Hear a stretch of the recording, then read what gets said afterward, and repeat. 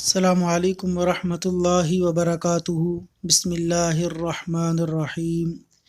رسول اللہ صلی اللہ علیہ وسلم کے پاس دو آدمی جھگڑنے لگے۔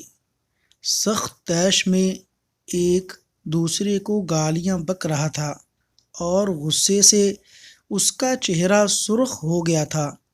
یہ دیکھ کر نبی کریم صلی اللہ علیہ وسلم نے ارشاد فرمایا، میں ایک ایسا کلمہ جانتا ہوں، اگر یہ شخص وہ کہہ لے تو اس کا غصہ دور ہو جائے گا، اور وہ یہ ہے، اعوذ باللہ من الشیطان الرجیم۔ میں شیطان مردود سے اللہ کی پناہ میں آتا ہوں۔ اللہ تعالیٰ سے دعا ہے کہ اللہ تعالیٰ عمل کی توفیق عطا فرمائے، آمین۔